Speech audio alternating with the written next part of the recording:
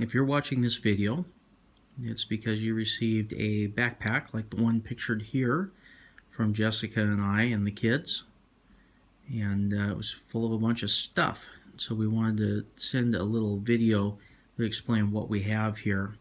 We decided that we would send out to people emergency kits for this year. These are kits that can go in a car.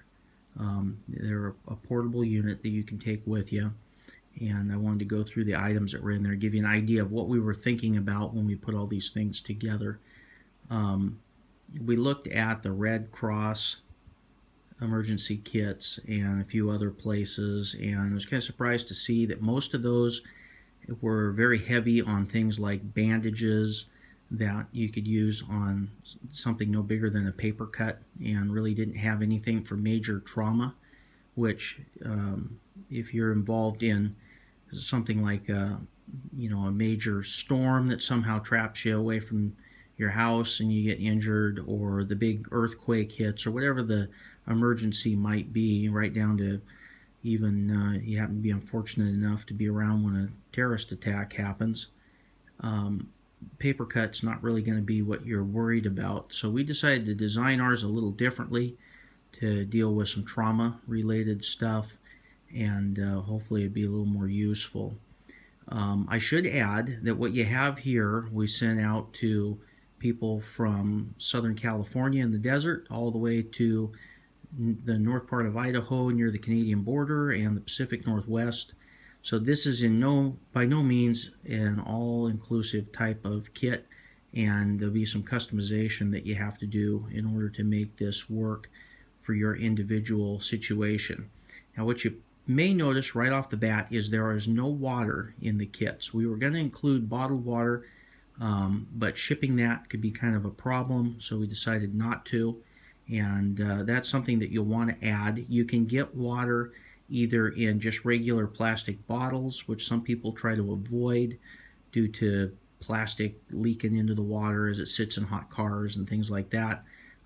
You can get it in aluminum cans, which is supposed to work real well. You can get it in little pouches.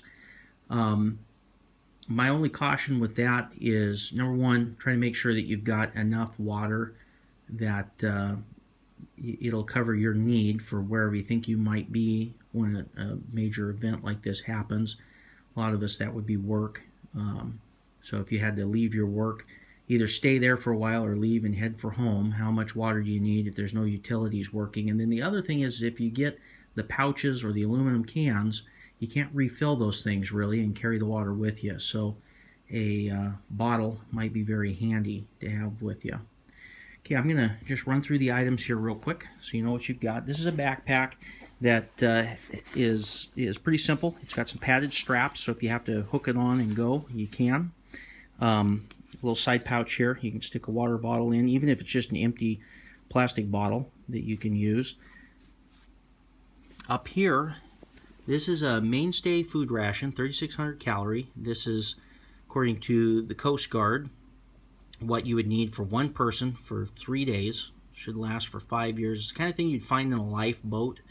The big deal with these is they're non-thirst provoking, so it'd be better than eating a granola bar or something like that. And I've actually tried a piece of that before at one point, and it's actually something you can eat, where some of these things you'd pretty much rather die than eat them. Down here we've got some of the medical stuff. Now this is what's commonly known as a SAM splint.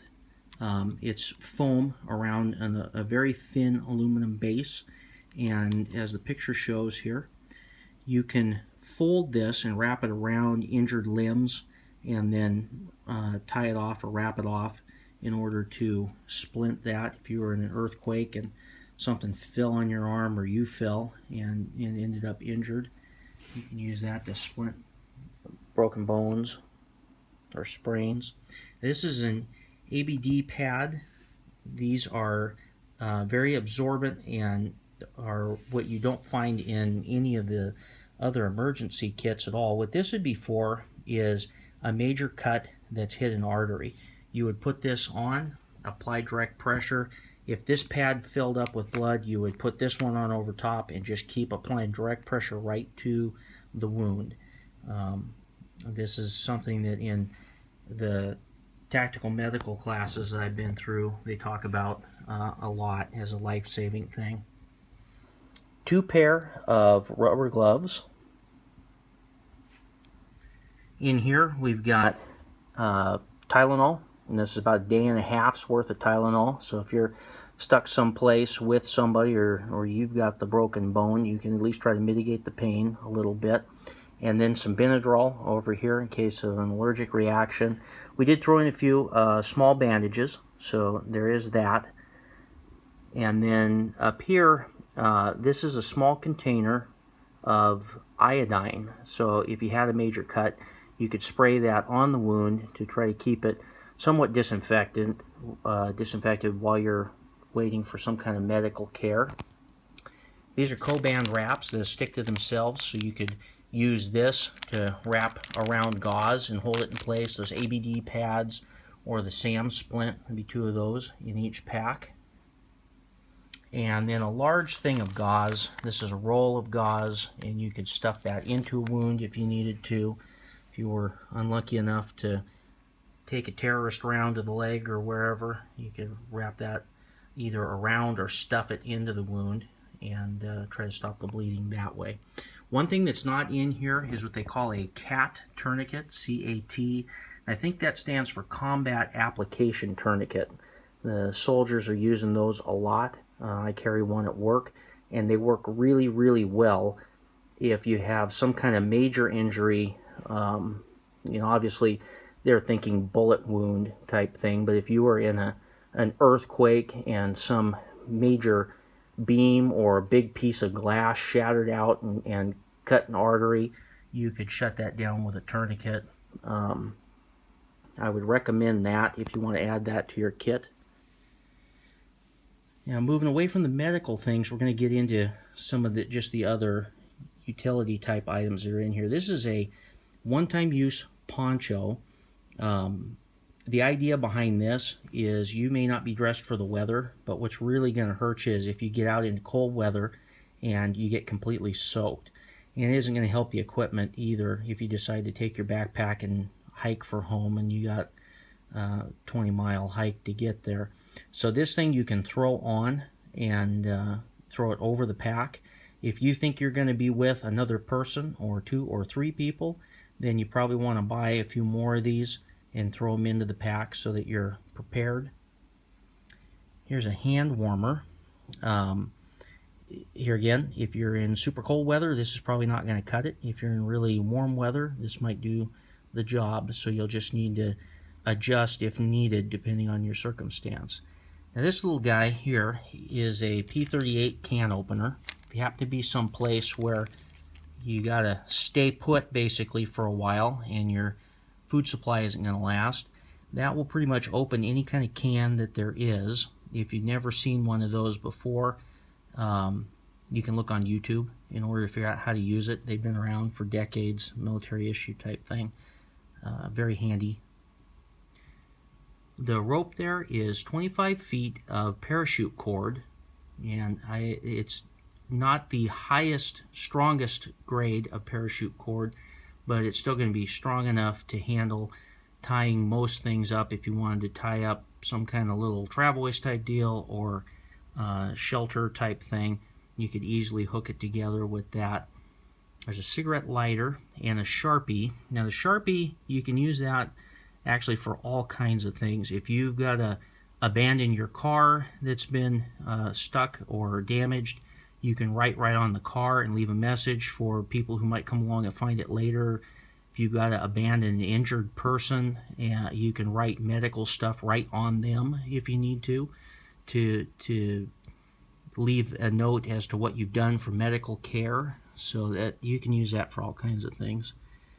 The multi-tool, when you get it, won't be in the box like this, but I wanted to video it in the box just so you could see the different little tools that are available. Basically has everything that you need in a standard multi-tool.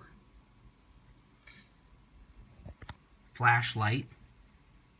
You might want to add a headlight possibly, or maybe additional flashlights if you're going to have additional people with you.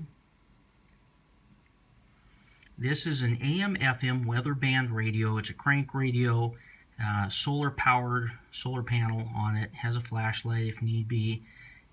This thing will charge cellular phones. You have to make sure you have the right plug-in for it. So something that could come in handy that way. That's going to be left in the box, but I would take it out of the box if I was going to keep it in the kit, probably. And then down here we've got a emergency blanket.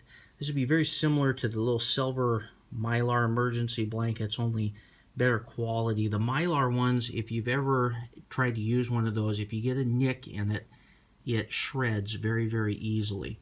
So with this, they're very sturdy, and you can use them for a shelter or whatever. It has directions on the back here, all kinds of little things you can do with it.